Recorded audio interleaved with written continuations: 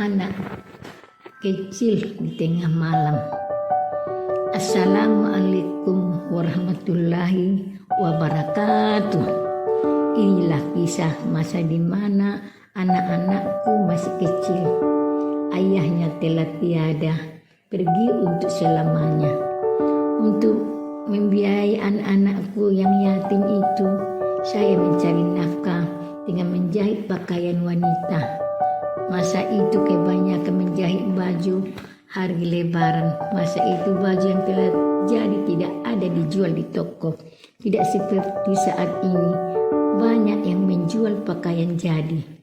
Karena banyaknya jahitan, maka baju anak-anakku sendiri tidak bisa kuselesaikan. Minta tolong kepada anggota yang menjahitkannya, bernama Eni, nama samaran. Ini, jahitkanlah baju anak ibu ya, karena ibu tidak sempat menjahitnya, karena banyak sekali jahitan ibu. Takut ibu tidak bisa mereka berhari raya dengan baju baru. Nanti biar ibu gunting, tinggal menjahit saja, pintaku padanya. Baiklah bu, ibu antarkan saja nanti ke rumah saya, jawabnya. Baiklah, nanti akan ibu antarkan selesai sholat tarawih, jawabku. Selesai baju ku gunting dan kulipat, kemudian ku masukkan ke dalam kantong plastik yang telah kusiapkan. Selanjutnya ku bergegas ke dapur untuk menyiapkan makanan untuk berbuka puasa bersama anak-anakku. Selesai sholat tarawih, aku pun bergegas mengambil kantong plastik berisi pakaian baju yang telah kusiapkan tadi untuk diantar ke rumah ini. Hujan rintik-rintik malam itu tak menghalangiku untuk mengantarnya Deni agar anakku bisa berhari raya dengan baju baru seperti teman-temannya yang lain.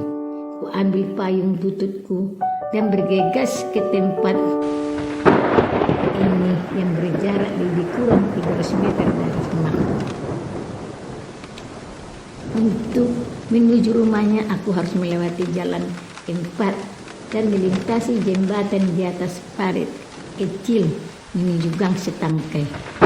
Sampai di rumahnya ternyata kehadiranku memang sudah ditunggu Eni. Dia pun menyambutku dengan senyum khasnya. Bah, jadi juga ibu datang, katanya. Dia berpikir mungkin aku tidak jadi datang karena hujan deras semalam itu.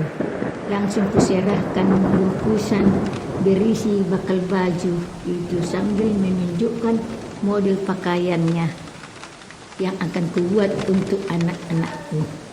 Kami lalu melanjutkan obrolan mulai dari menjelaskan model pakaian hingga model kue lebaran. Hingga kami tak menyadari waktu berlalu hingga lewat tengah malam. Kulihat jam yang tergantung di dinding rumah sudah menunjukkan lewat pukul 1:30 malam. Akhirnya aku pun pamit pulang. Jalan yang kulalui menuju rumahku sama dengan jalan yang tadi.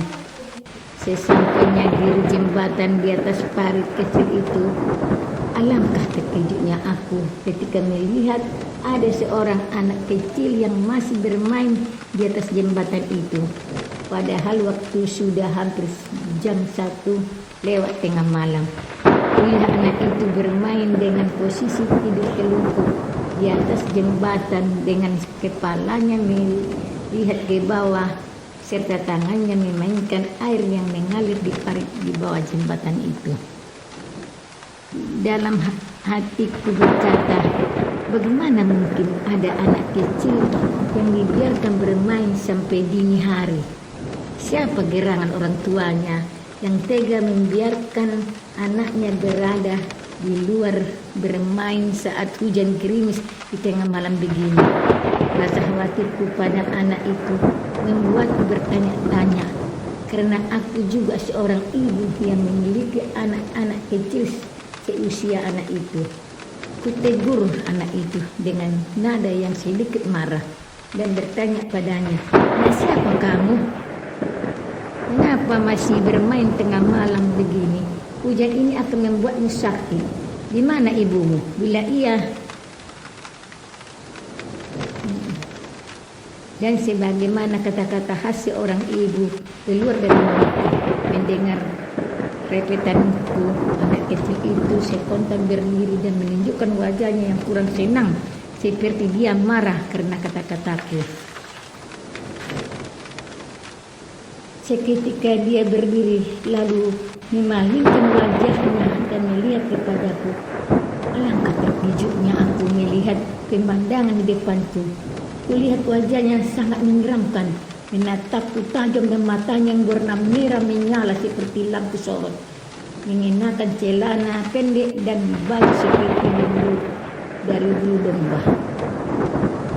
Merinding, gemetar seluruh tubuhku. Rasa ingin lari seketika, tapi bahkan aku tidak bisa sanggup menggerakkan kakiku. Lemas seluruh sendi tubuhku.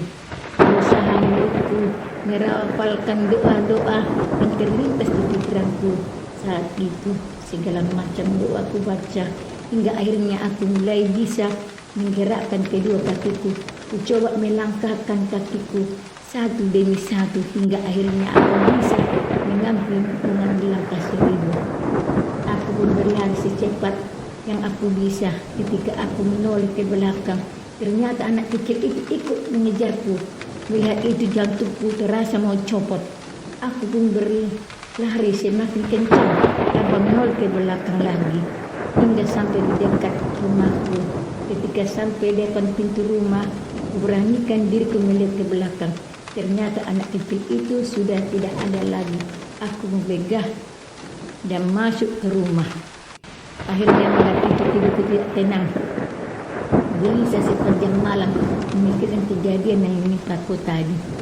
Keesok paginya aku pun menceritakan kejadian tadi malam pada tetangga dan teman-teman sekitar rumahku.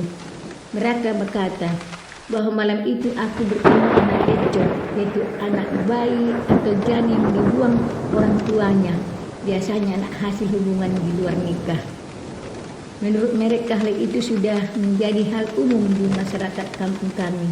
Mereka sering mendengar suara anak itu di balik dinding atau di sudut jalan pada saat hujan gerimis.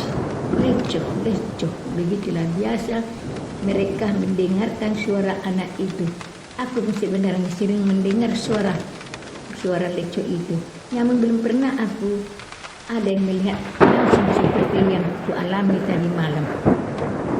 Begitulah ceritaku sepeninggal kisah dari sekian banyak cerita yang kulewati dalam perjuangan hidupku membesarkan anak-anakku seorang diri. Terima kasih sudah mau mendengar. Semoga kisah ini bisa menghibur kita semua. Amin.